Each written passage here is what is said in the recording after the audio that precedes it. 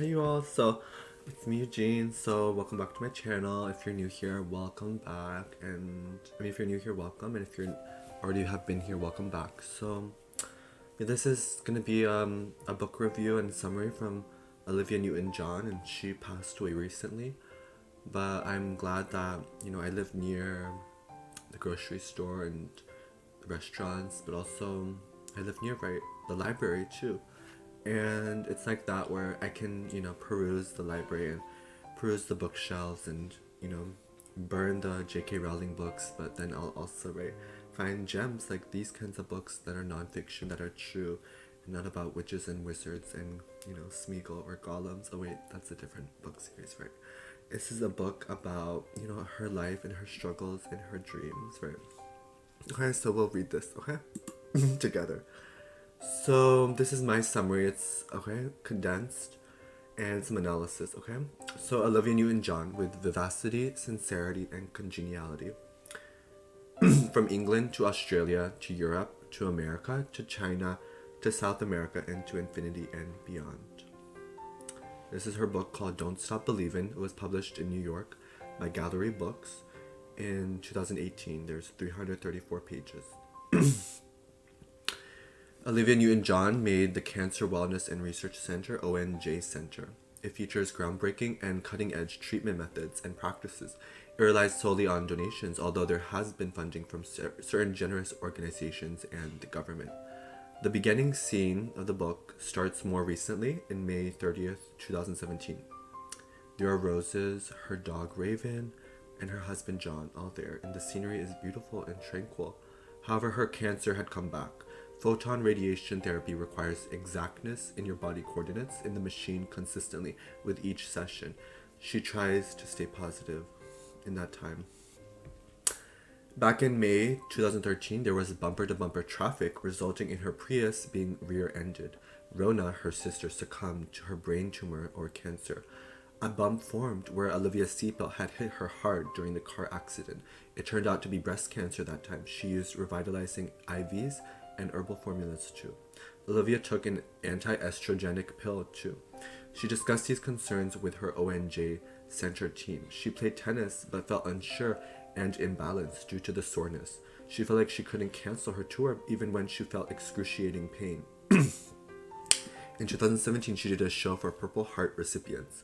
However, she had to postpone her June tour dates because the cancer had spread to the sacrum, starting from the beginning of her ancestry and genealogy. In Ormond College, Melbourne, Australia, the flora and fauna, like the magpies, were so beautiful for her. Her father was a scholar, Brindley Newton-John. Her mother, Irene Helen Born, was the daughter of Max Born, a German who studied quantum mechanics, physics, and math. Max Born was even a friend of Albert Einstein. Olivia's father was also a friend of J. Robert Oppenheimer, the man who invented the atomic bomb. However, her father didn't want to work on something so diabolically dangerous, nor did he want to be associated with that. Her Jewish grandfather fled with Hedwig, his wife, away from Nazi Germany. On her mother's side is Martin Luther, far into the past, who wrote the 95 Theses, a counter-proposal or antithesis against the Catholic Church hypocrisy surrounding indulgences, ways by which believers and patrons could be secured spots in heaven. Bryn's father was a carpenter and his mother was named Daisy, a disciplined Quaker lady. Bryn was fluent in German and French. Her mother could hear her father singing before they first met.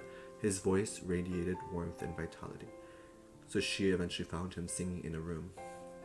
Hugh, her brother, was a doctor. Rona, her sister, basically had the same occupations as Olivia.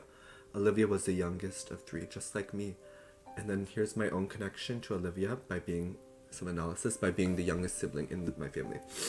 Being the youngest son is really interesting. Sometimes I feel spoiled because I was the one who could receive piano lessons for so long.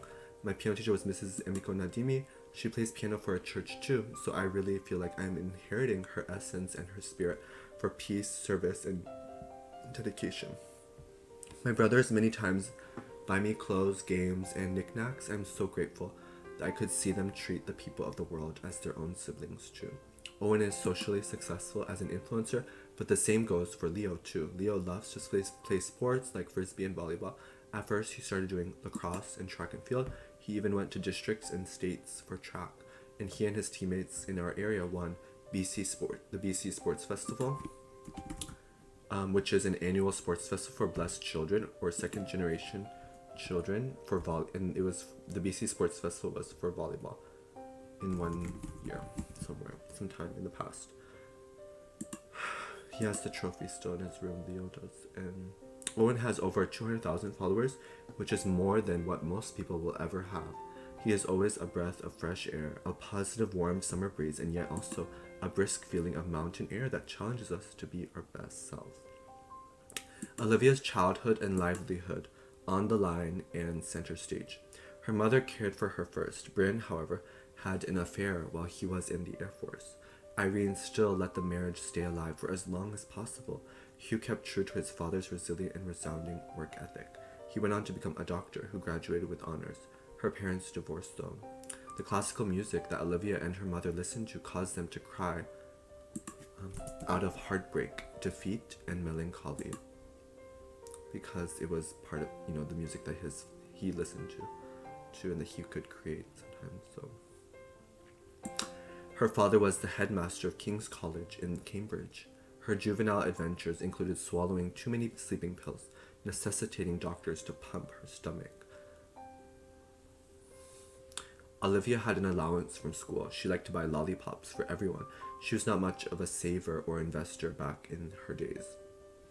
Rona had been expelled once because she wore the school uniform skirt way too short and because she bleached her hair. Nowadays, I see many times how guys and girls alike like to bleach their hair. Stan from World of Extra has done that before. My brother Owen had done that too. Rona was also flirty rather than studious too for a few days. Many people who aren't blonde like to be blonde. However, people also like having hair colors that do not exist genetically or realistically for any human being, like purple and blue and orange, etc. Right? They were going to Melbourne by ship because her father accepted the Master of Ormond College at the University of Melbourne position. Her stuffed teddy bear, Fluffy, got lost or misplaced along the way. Oh, so sad. They bought Pingy, a stuffed penguin, as a replacement from the ship's store. She perhaps felt like Elsa or Anna in her mansion on campus. She would light up other people's cigarettes. Doctors would say it's good to smoke for relaxation. She smoked for the set of Grease. Now she, of course, knows about the harms and risks of smoking. But we don't want to judge anyone, of course. Right? Her mother loved taking them camping. Olivia had to live with her mother, not her father anymore. Her father, however, couldn't work at Ormond College any longer because he was a divorced man at that point. Their Christian standards did not allow for such abominations or anomalies that were seen as satanic or anarchical. Her father could not allow or afford routine visitations for Olivia and her siblings. Her mother couldn't go into a STEM field because women in those days were discouraged and basically disallowed from doing more masculine occupations, right? In the UK, women make up about 35% of students in STEM courses. In America, women have increased their occupational representation from 8% of STEM workers in 1970 to 27% of STEM workers in 2019.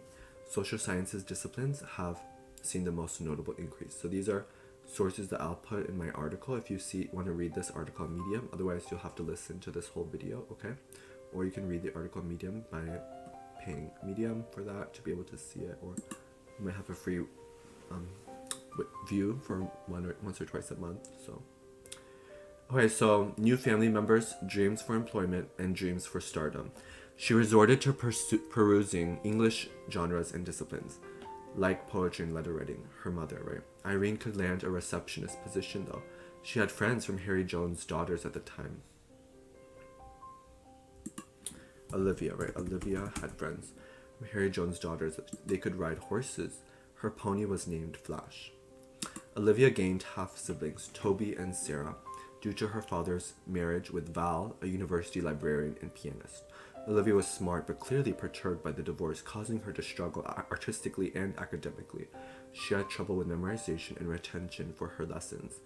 Carmel, Frey, and Denise were some of her friends that then became a jazzy, soulful music group called the Soul Four. so their pastime became their profession, even as minors. Ian Turpie was her lover at the time. She auditioned for the Kevin Dennis audition show in Australia. Olivia's career took flight like a peregrine falcon that is spiriting to the highest heights of heaven. She was a singing prodigy and a musical virtuoso from early on. Her occupational dreams at the time, however, included being a horseback riding police officer, a veterinarian, and some other things too. And she wasn't good at math though, so Max Born's physics discoveries and talents did not run in the family. She wasn't good at sight reading either, she admits, causing her to flunk out of music in her school too. She made a song about heartbreak. Being a call-on staff worker for the Happy Show was her beginning with acting. Then she got a full-time gig via Time for Terry. The show Sing Sing Sing was conducting auditions that were hosted by Johnny O'Keefe, who was basically like the Australian Elvis Presley. Johnny asked her to say Vaseline instead of Maybelline as a prank. The Royal Academy of Dramatic Art is where her mother wanted Olivia to study for an extended period of time in order to garner the full scope of benefits and merits by studying there at the Royal Academy of Dramatic Art, and she had to leave behind her boyfriend and the TV show though. Ian said he would start dating other females if she didn't go back to him. At first, Olivia felt England was dilapidated and rickety, but later she came to appreciate the antiquity and chic style of the English architecture. Jan became Ian's new lover and they were all on good terms. Olivia was, in retrospect, grateful for her mother, as her mother prioritized her daughter's musical career over her love life. Olivia wanted to be with Ian for a while, but her advances and plots of going back to him were stopped by her mother. Developing her early musical groups, like the Soul 5 was one, Soul 4 or Soul 5? Soul 4, right? Soul 4 was one from before. So developing her early musical groups like Michael Jackson and the Jackson 5, right? And various inconveniences. So this is just like a subheading, okay? So Pat and Olivia became a musical duo at the bequest of Athol Guy. One time Pat and Olivia were entangled by their microphone cords because they crossed on stage. One inconvenience, right? Their first car was repossessed because it lacked registration, among other necessities. They got lost on their vacation to Ireland. Two American boys saw Pat and Olivia in Zurich and they ate dinner together. They were perhaps going to go to a hotel for something naughty or something, right? But the two girls made a dash for the exit, leaving the American guys heartbroken and dazed. Amenities back then were dismal at best. The beds and toilet paper weren't soft. Olivia never saw anything clandestine or surreptitious during her time there. They focused on mastering their art and act, traveling and ending up in America. Someone called her ambitious, which to her had a negative connotation. Ambition implied greed. Olivia liked the word strong better to imply strength of character and mentality, fortitude, diligence, and patience. Bruce, another lover, declared his love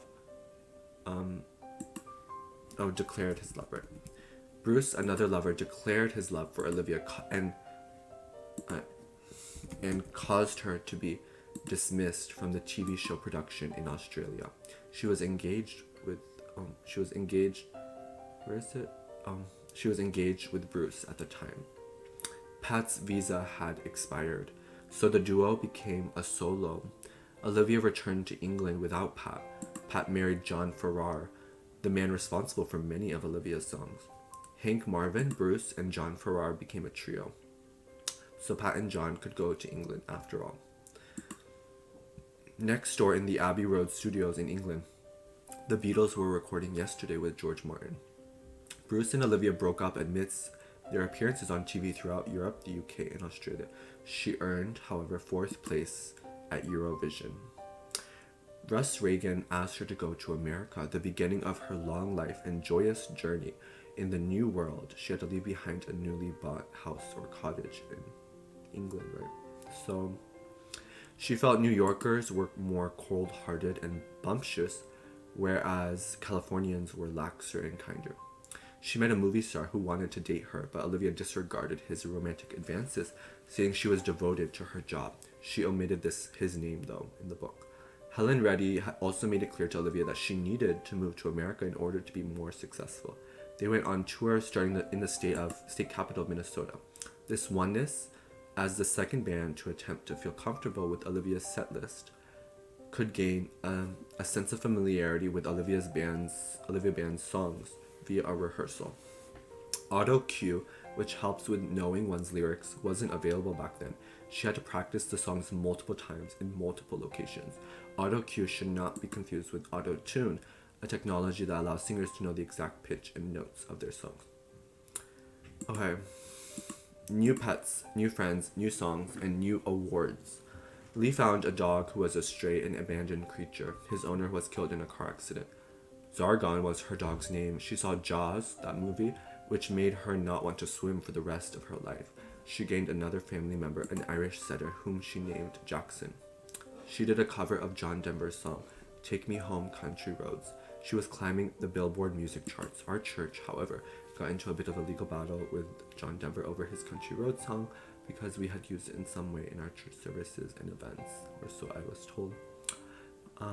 Lee was her manager boyfriend who bought a horse named Judge, which was why he wasn't at the Astrodome in Houston for her big event. I Honestly Love You was a song that she recorded with the first take. The 17th Annual Grammy Awards took place on March 1st, 1975, in the Gershwin Theater. She won the award, beating Elton John, Roberta Flack, Joni Mitchell, and Maria Muldaur. The CMA made Olivia Female Vocalist of the Year in 1974. She was not seen as a well-established artist by many, but Loretta Lynn and Dolly Parton stood up for her despite the negative criticisms. Karen Carpenter, her friend who experienced divorce like Olivia's parents did, was affected by anorexia. Karen died a day before her appointment with Olivia. Karen's story raised awareness, which helped Olivia's own daughter, Chloe, recover too. Not all that glitters is gold, as music is a tough art and skill. Olivia and her lawyer, John Mason, had a lawsuit against MCA, a record label company. She faced off against Lou Wasserman. Olivia, according to their charges, needed to produce more albums. They won with an appellate case, so Olivia won, meaning they did not win on the first attempt, right? So Olivia could win, right? I should say. Olivia won, right? So the first time, Lou Wasserman and his team with MCA, they won the first attempt, but with an appellate decision, Olivia could win. And this is a little bit of a direct quote. So now, because of the precedent established by her case, quote, instead of basing recording contracts upon the number of years, it would now be about the number of albums required from an artist based on this decision. So upward social mobility and occupational mobility.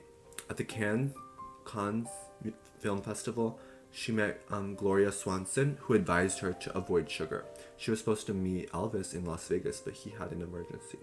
She, however, did meet U.S. Presidents Ronald Reagan, George H.W. Bush with First Lady Barbara Bush, George W. Bush, and Bill Clinton. She vacationed in Hawaii before. I vacationed in Hawaii too before with my family back in July 2021. It was during COVID, so before we even landed in Hawaii, we had to get vaccinated and needed to test negative within a short time frame from our flight. My parents and I ended up going to Walgreens in a drive-through window to get that done. Isn't that funny? Usually a drive-through is to get a Big Mac, a cappuccino, a taco, or a Whopper, right? But we got our COVID tests, right, in the drive-through window. So we received flower leis after we arrived in Hawaii and were greeted by my brothers. Owen had been living there before we even arrived. He has friends who live there. I have a few pictures of my time there on my Instagram. Okay, back to the book. So, despite initial unease and uncertainty, Olivia began her famed and treasured moments in the musical Grease. Grease started out as a play. It was a bit showy with teenage angst, and yet it was predicted to score low on Rotten Tomatoes or whatever critique circle there was back then in 1971. She realized that most people had grown tired of movie musicals. That ship had passed. That age had ended, or so they thought. She met John Travolta. She had a sense that he would be a major hit, a huge success. He lost his beloved girlfriend, actress Diana Hyland, to breast cancer. John had been attempting to be the main lead, Danny, for Grease for some time. Olivia dismissed the notion that she could play Sandy because she was 28 at the time and because Sandy's role is a 17-year-old high school student. Olivia was a staunch, devout Quaker all the way through, like her mother and grandmother, or so she thought. And this is what applies to that. So she refused to do the movie Tomorrow, directed by Val Guest, where she would have to be practically naked. Tomorrow, however, wasn't so successful, so she hoped she could redeem herself with Grease. Olivia also felt that she couldn't pull off an American accent, but They changed the script to state that Sandy is a transfer student from Australia to be at Rydell High School, right, in America. So John was firm and adamant about choosing Olivia Newton-John for the role of Sandy. He believed in her potential, her energy, her power. She really sold her spunk and charisma by doing the audition in the scene at the drive-thru theater. So this is direct quote, this part. The main cast, right? The main cast. Oh, it's going down. Okay. The main cast included the Pink Ladies, who would also include Diana Manoff as Marty and Jamie Donnelly as Jan. Danny's T-words would consist of Jeff Conaway as Kaniki, Barry Pearl as Judy, Michael Tucci as Sunny, and Kelly Ward as Patsy. Patsy or Patsy, I don't know. I think. Right, so she contrasts her time in Australia being segregated by gender with her time on set of Grease being liberating and exhilarating. John and Olivia were close on set, but they kept their distance in real life due to busyness and their other romantic connections whom they stayed faithful to. They worked 12-hour days, intense, condensed, and incensed they were, I'm sure. Albert Wolski was the costume designer, Arthur Johns was the hairdresser, and Connie Ortega was the makeup artist. She originally wasn't going to dance on set, but then her good-naturedness and amity betrayed her when she started dancing one day. Choreography classes were then part of her schedule. There was no AC for the sake of polished sound takes. John Farrar wrote Hopelessly Devoted to You. Didi Khan felt conflicted because of the scene where she bullies Sandra Dee. Didi didn't want to bully someone who was so amazing like Olivia. Olivia felt like she had a split personality with Sandy. The first personality consisted of being timid, astute, and kind, while the second was flirty, lively, and overzealous. Olivia says that her sex appeal was not anti-feminist, because she still had agency, free will. It must have been so humbling and rewarding for her to hear her Grease songs on the radio. Fans were competing and careening to see the actors and actresses. Beauty and the Beast moved Grease aside as the highest grossing movie musical of all time in 2017. So for so long, Grease was number one in its genre, because Grease was back in 1978. So between 1978 and up to 2017, right, Grease was number one as in its genre, right, of a movie musical, the highest grossing movie musical for so long, until Beauty and the Beast, right, which was with, Emma Watson, right, and right, where she could do a movie other than Harry Potter, and she could prove herself that she doesn't need J.K. Rowling, right? So it's like that, where people will do more than one thing in their career, right? So okay, so the positive after effects of all their hard work on the set of Grease. She still had artifacts from the production for a while, but eventually auctioned the pants and jacket for her Cancer Wellness and Research Center. It sold for $405,700. So she could go to France, where all the French people loved her movie. She no longer felt that there was the possibility of a family with Lee. She had, that was someone she was with for a time. She had animal fever, so much so that she ended up being injured by a horse who had been gelded only a short while ago. The horse was most likely in pain. Gelding is like being neutered or spaded. Her philosophy is one of constant movement and embracing alterations. She felt fearful and uncomfortable with some fans who actually turned out to be stalkers. The first stalker had killed his whole family and was planning on killing other people other than Olivia, in addition to Olivia herself. So she had an ice cushion to heal herself to. Initially, Xanadu got so-so reviews, but later it was more warmly received. It's like an acquired taste for wine that will happen eventually. Olivia received an Order of the British Empire, OBE, from Queen Elizabeth II. Another subheading. Olivia wasn't done yet. In fact, she wanted to be more spiritual, emotional, and perhaps physical. Physical was another song that caused alarm for her to be sensual and voluptuous. An LGBTQ presence was there at the end of the music video. In terms of context, England legalized gay marriage on March 29, 2014. The US legalized it on June 26, 2015. Australia legalized it on December 9, 2017. So small acts of awareness and understanding, like what Olivia had been a part of in her music video, caused many more to be accepting and accommodating. Many women wanted to dress up like her, a cut-up shirt, a white tank top, and pink tights. It was on a TV special too. It was number one in many charts and leaderboards. her mom was a great travel companion and photographer. Pat and Olivia started a clothing business. The Koala Blue Company had to file for bankruptcy, though, during the recession and their business's expansions. The expansions were noted as happening too quickly. Their company had a good premise and heart, but they perhaps were not business savvy, and there were unfortunate, unforeseen circumstances. Olivia was an outdoorsy gal, but because she loved to go camping, fishing, and hiking with Matt. Focusing on family, hearth, and home. She married Matt on December 15, 1984. She had misgivings and worries due to her parents' divorce and Rona's divorces. She could be pregnant in 1985 after enduring through a few miscarriages.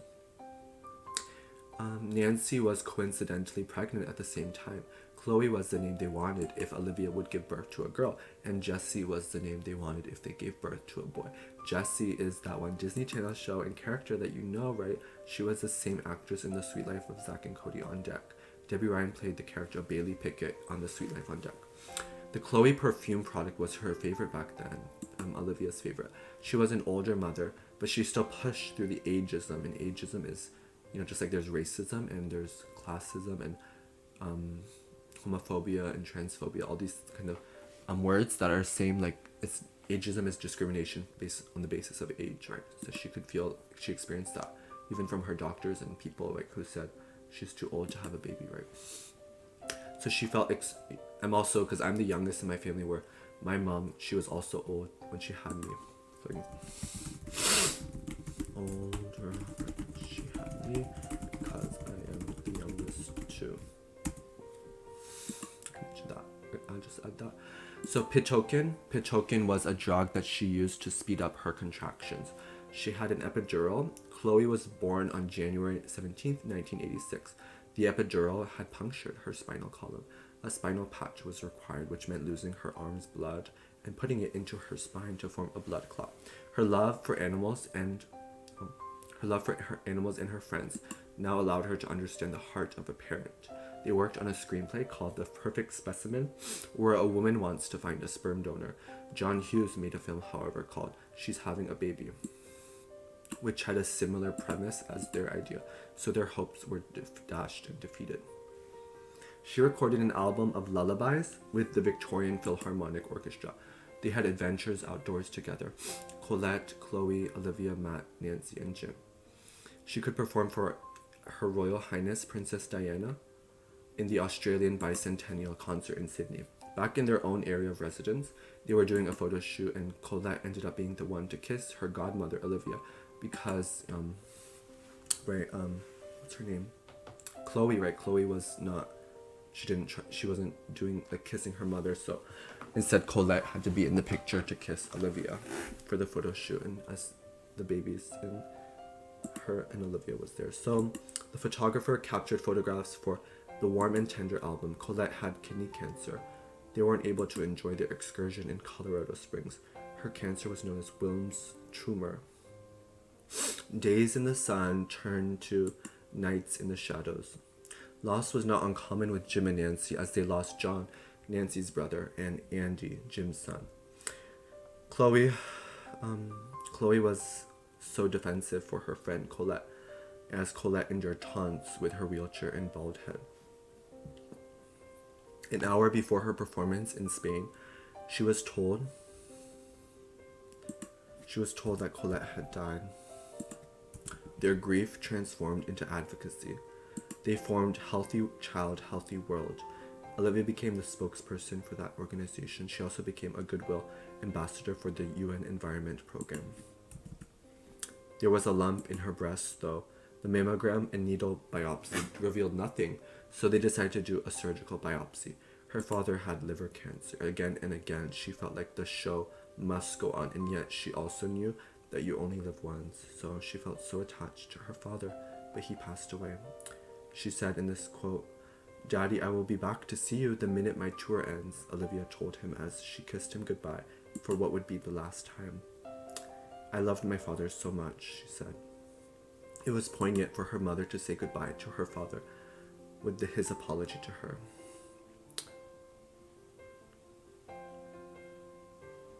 She got the official diagnosis. She had to undergo a modified radical mastectomy.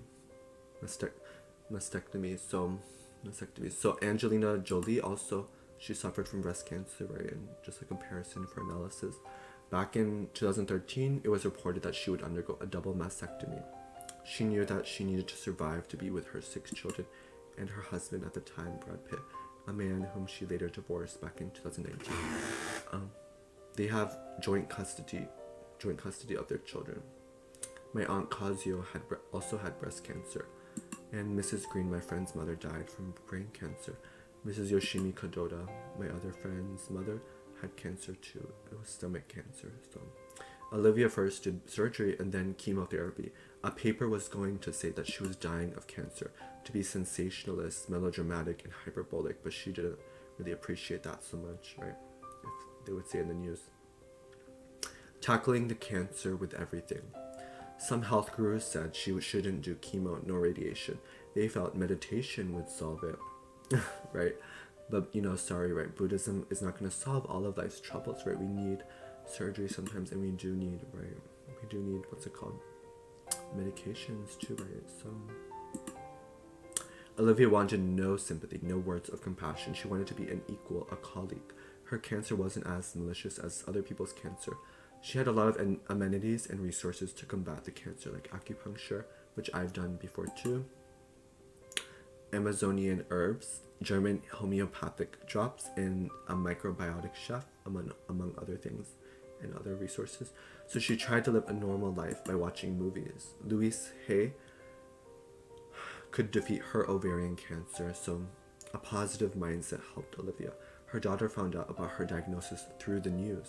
That is probably not the best way for a loved one to find out about something so serious and devastating.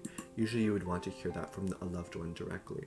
Olivia made a 1994 album entitled Gaia, about peace, rejuvenation, and Mother Earth. She felt her romantic bond with Matt was slipping away.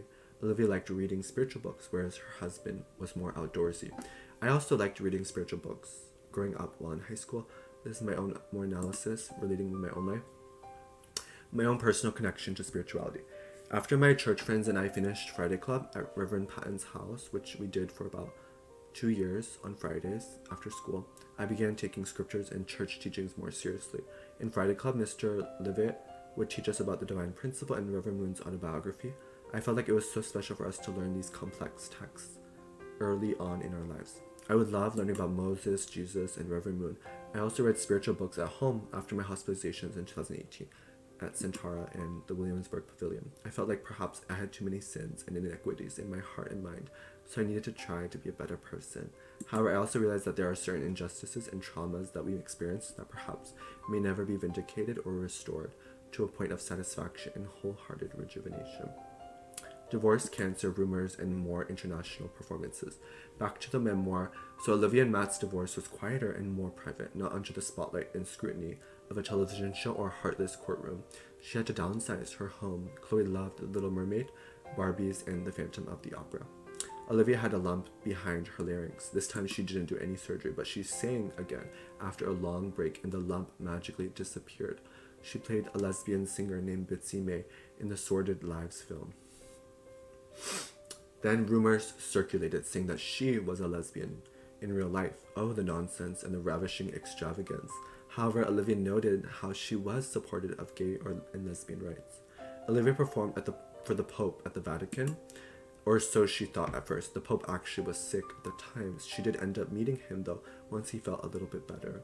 She saw wonderful works of art from various eras of history. She sang Somewhere Over the Rainbow for the sick people and the healthcare workers who were there. She could be invited to perform for the 2000 Summer Olympics in Sydney, for President Bill Clinton's LA fundraiser, and for Hillary's fundraiser. She dated Patrick, the person, for a time. Patrick was a cameraman and a gaffer at the time. I had to look that word up. Gaffer means the chief electrician in a motion picture or a TV production unit. Her scenic and momentous memories came back to her in a flood of nostalgic elegance. You're not nervous. This is a quote. You're not nervous. You're excited, I repeated over and over to myself, as visions of my 15-year-old self trying to form a little rock band crossed my mind. I was suddenly back in my kitchen telling my mom that I wanted to be a singer. And now here I was, representing my country in a gorgeous long dress with those killer silver heels. Okay. Her earpiece was malfunctioning. They both couldn't hear themselves well. John Farnham was with her singing, but they both couldn't hear themselves well, as I said. But they could still, perform. It was mostly a good, but it was still, right, like I said, mostly wonderful. It was still a wonderful performance, right? Okay. The ONJ Center, the Gaia Center, and her relationships and campaigns. Olivia was asked to have her name as the choice for christening and inaugurating the new Cancer Research Center. This quote moved me to tears. It is from Olivia's mother. She said, "Listen, darling," she said in her strong German accent, "in life, if you can help somebody, then you should do it." That part moved me to tears, right? And also at the end of the book, I cried too. So, tuberculosis isn't much of an issue in developed Western countries. She said in the book, but Olivia prayed that the same would apply to cancer soon. However, tuberculosis still claims millions of lives worldwide. It is a severe illness and can be resistant to drugs. For tuberculosis, India, China, Indonesia, the Philippines, Pakistan, Nigeria, Bangladesh, and South Africa are higher in prevalence and predominance for TB contraction and health deterioration. That's a source that I cited if you check my article. So there were some generous, gigantic donations that she received from certain organizations for the cancer center. She received for her cancer center 170 million from the government. The Ludwig Institute gave an undisclosed amount, and 69 million was given from John Brumby, the treasurer of the Victoria, and later the chairman of the ONJ Cancer Research Institute. I should say of Victoria. Okay. The Moffitt Cancer Center in Florida is also well renowned. Olivia's mother died from osteoporosis. That was something that I studied briefly for a project in my Biology 102 course, just a freshman course at Nova. So it wasn't like I'm a scientist or anything, right? It's just, I just studied that.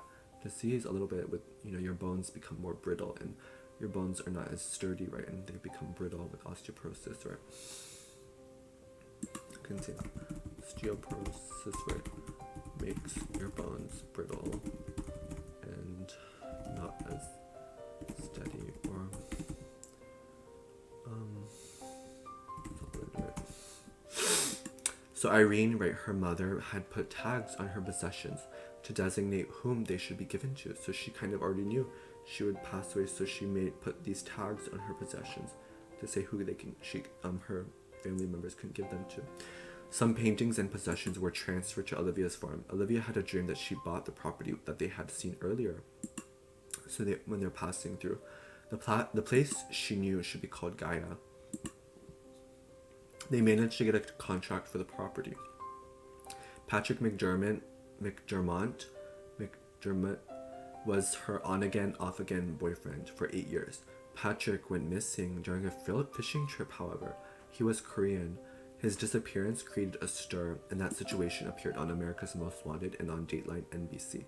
Olivia admits that she doesn't really know what really happened to him. They forgot to close the gas cap once, and they were spilling gasoline on the highway as they drove. They got lost going in a roundabout way too, and after refilling the tank and closing the gas cap. Olivia respects all philosophies and religions. Friendships and letting go of grudges are two central tenets of most religious beliefs. She had a fundraising campaign at the Great Wall of China. She worked with Sir Cliff Richard, Barry Gibb, Keith Urban, and Richard Marx to do duets. She also worked with Diddy Khan and Lisa Gibbons. There were 20 days of walking from April 7th until April 28th. It was superbly intense to walk up the steps for the Great Wall. The wall had many revisions done to it, even more than the revisions of plastic surgery that Joan Rivers did to her face, as stated by Joan Rivers herself, who was there. She thought it was the Great Mall of China, not the Great Wall of China that she was going to go to, and she arrived and she was dressed right. So Joan did not dress appropriately for the long marathon-like walks. She dressed as if she were going to go on stage. Olivia had a fever at one point, but she kept pushing on, like her long childbirth delivery of Chloe. A kitten was given to Olivia, and her cameraman said that he can take care of the kitten, now called Magic. He died though, the kitten, a few days after they wrapped up the Walk the Wall experience. I should say the kitten, right? It can be confusing. The pronouns. Okay. A way of healing relationally, physically, romantically, and spiritually. That's a subheading. John is her dear husband, who is a botanist and a business professional. He spent decades in the Amazon. John had herbs on display at the Anaheim Health Expo in 1992. John was blinded by sunlight once and went over the edge of the cliff by the roadside, tumbling downward to a road on a lower elevation 50 feet below. He trusted his own herbal medicines over the prescription painkillers. Ricovacin was his product that he used. Olivia rubbed Ricovacin on his body. John rejected Olivia's offer for mass distribution of his botanicals. John said that he had never seen Greece at the time. He wanted to bring Olivia to the Amazon. She received the royal treatment, and John was generous by giving some proceeds to the localities in that region. They went down the waterway in a boat. The danger of poisonous snakes is real there. Olivia chickened out of drinking the full blended concoction for the ayahuasca ceremony, which can give hallucinations. She just received a small amount. Olivia, though, felt sick with vertigo and the urge to throw up. Olivia had hallucinations where John was wearing a robe. John then mentions how he came across a pre-Inca tunic and showcased it, quote, at galleries in New York and at the pre-Columbian show in Santa Fe. John decided to return the tunic to its place of origin in the rainforest, but not in the exact location of the archaeological dig, in order to prevent others from finding it. Afterward, John didn't feel queasy or uneasy anymore. Olivia experienced a metamorphosis of sorts with the comfort of John and music. She no longer relied on antidepressants. They sat at an overlook, and Olivia described how she wanted Chloe to be joyful and secure, in addition to her cancer research and wellness center having enough funding. John proposed to Olivia, and he mouthed the words. Olivia then tried guessing rhymes like Harry, Dairy, Mary, trying to guess because he mouthed the words. He didn't say it, with sound. So even though John didn't have a ring at the time of the proposal, they eventually did have one. Olivia married John on June 21st, 2008. John has a brother, Don, a sister, Nancy, and a father, Tom. Doing more for nature and God with gardens of virtue, integrity, and peace. They watched Greece on an airplane. Her love of the environment was always there, even before marrying John. Olivia worked in the Human Nature series, a 1995 production which was about how humans and animals interact. She was a friend of Margaret Owings. Margaret married a man who built her a house near a cliff, like the one in the third book of the series of unfortunate events by Lemony Snicket. That book is about how Aunt Josephine is taking care of the Baudelaire orphans at that point in time. Olivia released an eagle into the wild after the Exxon Valdez oil spill happened in Alaska. The release of the eagle could only happen once, so there could only be one take. She had a crew with her in Russia, but their names sounded like other famous celebrities: Madonna, her hair and makeup artist, and Michael Jackson, her cameraman. So those, even though those sound like real people, other famous people, those were actually people, their own names too, right? They have the same names as those famous people. So when art is used carelessly and is then suddenly eliminated, it is sad that there were still Stalin statues at the time in Russia, similar to the controversy over Confederate statues in America. According to a CNN article by Giselle Rodin and Delilah Paul, 2021 saw 73 Confederate statues being removed or renamed, leaving behind 723 Confederate statues left. The George Floyd incident and others like it have sparked nationwide and worldwide outrage and indignation, forming the foundation and the catalyst for substantial, clear updates and revisions for our policies and practices. Even if these statues are removed, however, the battles of the Civil War and the legacies of those motivations and actions will live on in American history classes here and abroad. So it is a step, and it is definitely something valuable to do. In terms of communist statues, Poland had eliminated innumerable Soviet statues. They believe that the USSR was just as culpable for the decimation of Jewish people and others during World War II, even if the USSR threatens them when they remove these statues, and even if Nazi Germany fought the Soviet Union during the war. There are still points we should consider as we revisit the distant past and as we look to the near future. Overall, it does take effort to make a statue with the talents of a sculptor or artist, so in a way, it is a shame, right, that people's efforts are invalidated and disintegrated. However, usually artists and sculptors are simply commissioned to make these statues, so they might not have any subjective, opinionated viewpoints towards what they create. Other times they might have wanted to do so with a passion or vigor, and even if they do, they sometimes have to do what will earn them a living, right? So in terms of the artists, right, who make the statues, it can feel, they don't show that viewpoint, but people did make those statues with effort, right?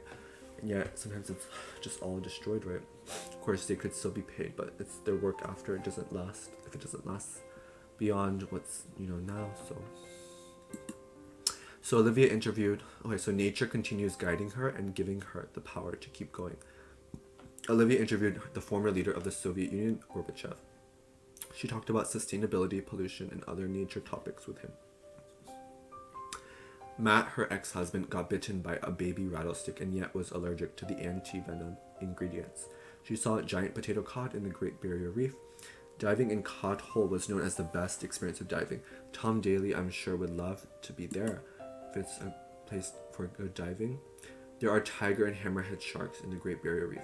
She loved trees, but, quote, tree logging is still a flourishing industry in Australia. John Dee said, it's ironic how the tourism from people seeing nature and trees is more than the profits earned from the lumber itself.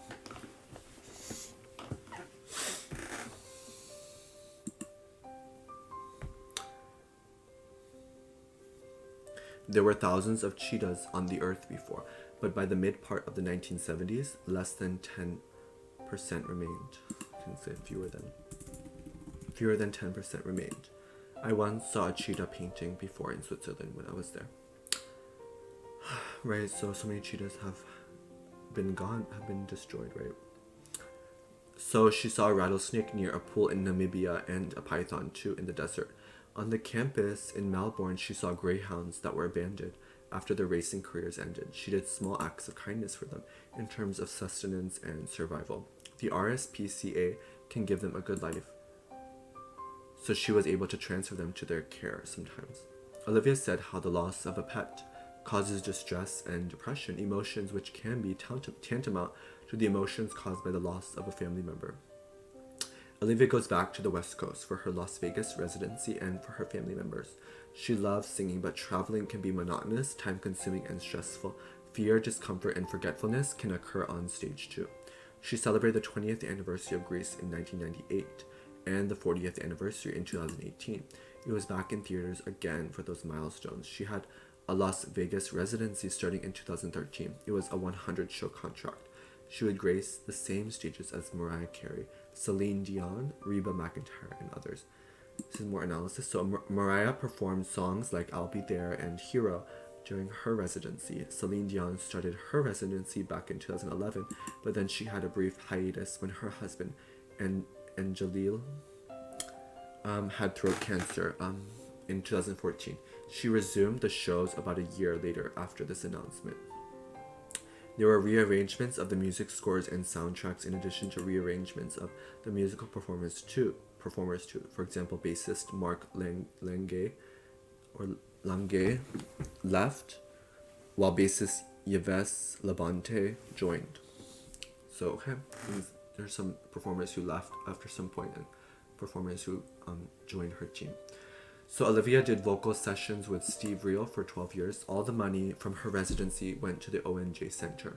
One LGBTQ man attended 65 shows and proposed to his boyfriend during one show. She read Doris Day Rock Hudson's autobiography.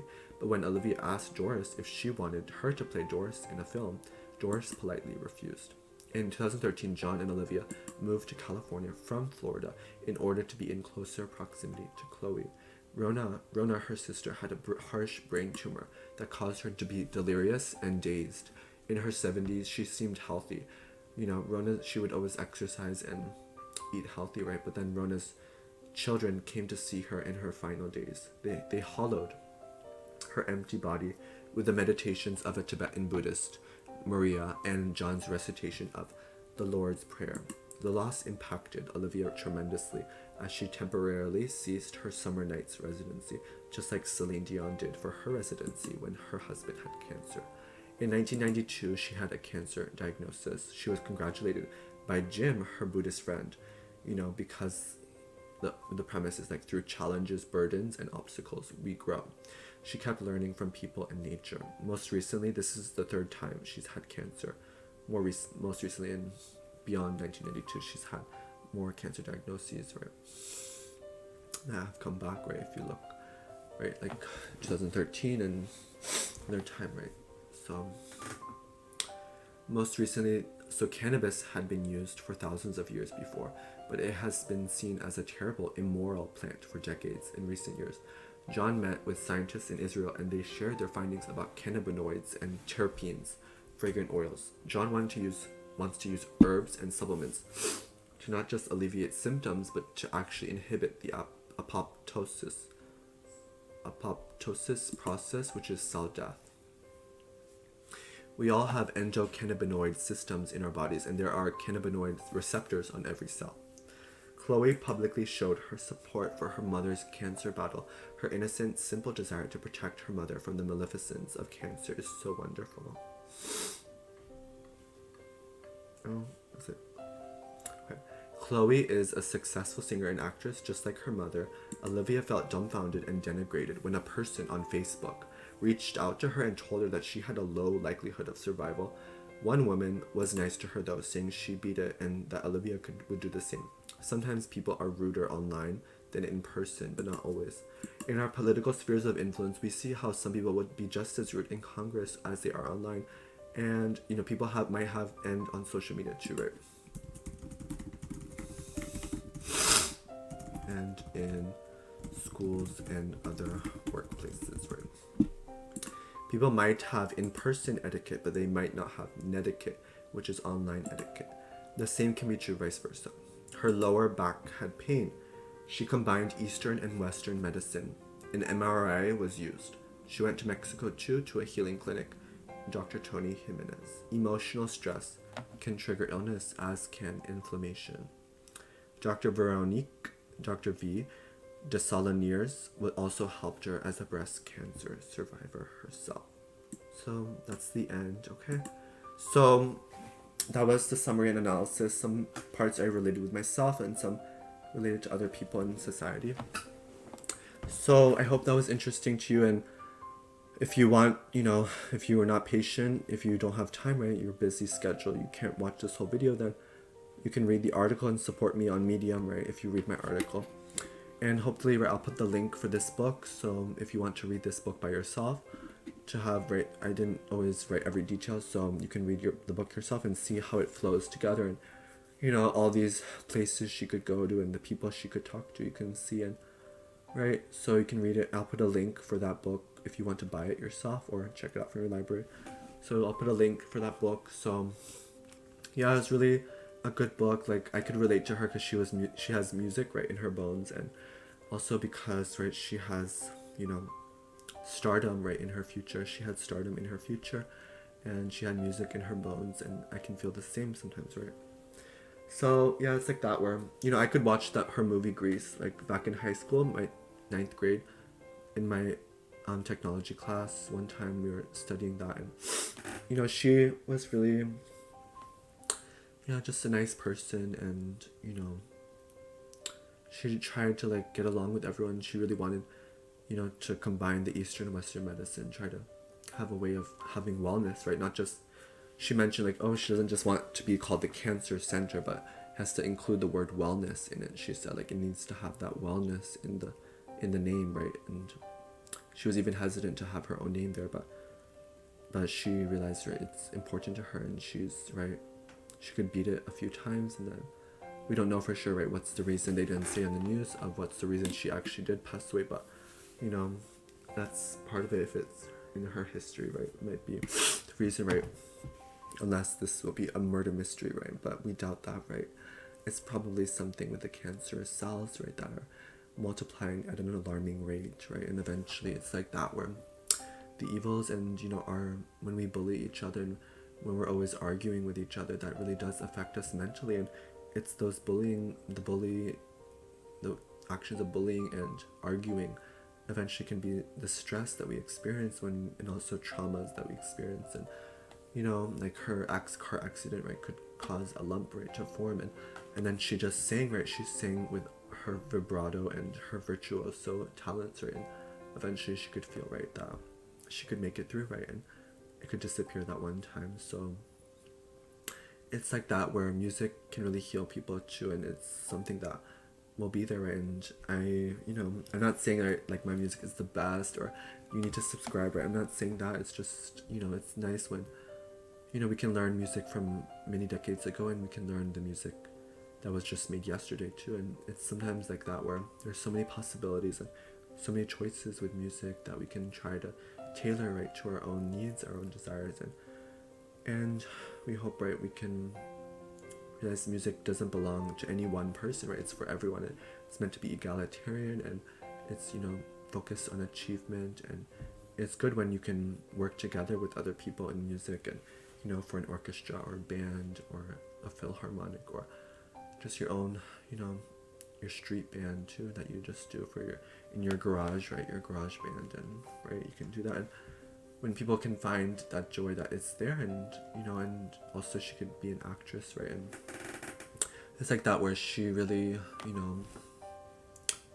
just realized, right, that just starting with music groups, and eventually, right, when she could win some auditions, some performance, some like talent shows, right, she could earn some designations in those talent shows and these award ceremonies, right? So it's really nice, right, when she can find a way to not be dissuaded, right, and on her path, and when her mother could be her manager at a time, for a time, and she had many different lovers and boyfriends, and eventually, right, she could find Matt and also John later, and right, so it's like that where she just could trust, right, her intuition, her gut instinct, and even if she was afraid, right, of traveling sometimes, but she could find her way, and even if there were some people who were interested in her in a certain way, and perhaps wanted to the stalkers, right, that she experienced, just like Anik, right, Anik on Instagram and on YouTube, right, she mentioned she had stalkers, right, in recent months, right. Anik, she does the Heart of the Keys, I think, classical piano channel, Heart of the Keys, right, on her. She mentioned a stalker too. It's like that where eventually, when there's all this publicity and all the paparazzi, then people will eventually feel like, oh, they